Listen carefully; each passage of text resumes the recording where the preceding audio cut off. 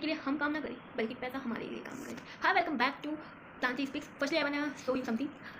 इस बुक को तो आप कई लोग जानते ही होंगे कि ये बुक है किसकी और ये बुक पढ़नी क्यों जरूरी है। आज हम इसी टॉपिक पे बात करने चाहते हैं कि पैसा के लिए हम काम ना करें बल्कि पैसा हमारे लिए काम करे। ये अमीरों की थॉट होती है। अब ये नहीं होता कि अमीर आप बस पैसे से ही हो, आप माइंड से भी अमीर होने चाहिए, जिसके लिए आपको ये बुक पढ़नी चाहिए। ये बुक आपको बहुत कुछ सिखाती है कि पैसे को अपने लिए काम कैसे करना है। क्यों कोई गरीब रह जाता है, क्यों कोई बहुत अमीर रह जाता है, कभी समझा है?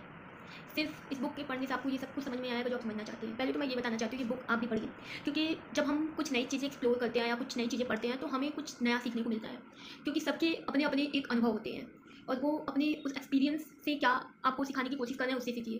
वो कहावत है ना कि कई चीज़ें हमें दूसरों के एक्सपीरियंस से सीख के आगे बढ़ लेनी चाहिए।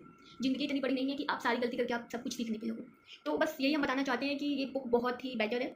जब आप इसको पढ़ेंगे तो आपको लगेगा कि कैसे अमीर लोग पैसे को अपने लिए काम करवाते हैं और कैसे गरीब लोग वही गरीब रह जाते हैं, क्योंकि वो सेविंग नहीं करते, वो कुछ ऐसे काम नहीं करते जो उन्हें करना बहुत ज़रूरी होता है। तो पहले मैं ये बताना चाहती हूँ कि ये बुक जो है रॉबर्ट टी कियोसाकी की है और रिच डैड पुअर डैड, उनके दो फादर थे।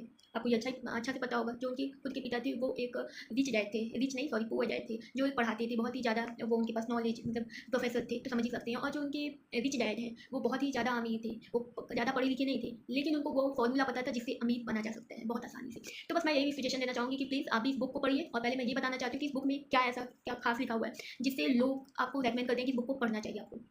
मेरे हिसाब से तो आप पैसे को अपने लिए काम करवाओ, ना कि आप पैसे के लिए काम करो। आप एसेस्ट बनो जो आपकी जेब में पैसा लाए। एसेस्ट जो आपकी जेब में पैसा लाने का काम करे, लाइक कुछ ऐसी चीज़ें काम करो कि आप उसमें इन्वेस्ट तो करो लेकिन उसका पैसा आपको फिर मिलना स्टार्ट हो जाए। एग्जाम्पल में कोई आप कर सकते हो, कोई रेंट पे घर दे सकते हो, ठीक। और आप लाइबिलिटीज़ के लिए काम मत करो जो आपकी जेब से पैसा निकाले। मीन्स दैट आप कुछ आपकी सेविंग, मतलब आपको पता है मेरा पैसा आने वाला है, आप सेविंग करने की बजाय आप वो पैसा आप लाइबिलिटीज़ पे लगा दे रहे हो। लाइक आपके पैसे आप पहले आने से पहले ही वो पैसा कहाँ जाना है वो उसका फिक्स टाइम हो जाता है। तो इन सब गलतियों से बचिए। और इस बुक से बहुत कुछ सीखने को है।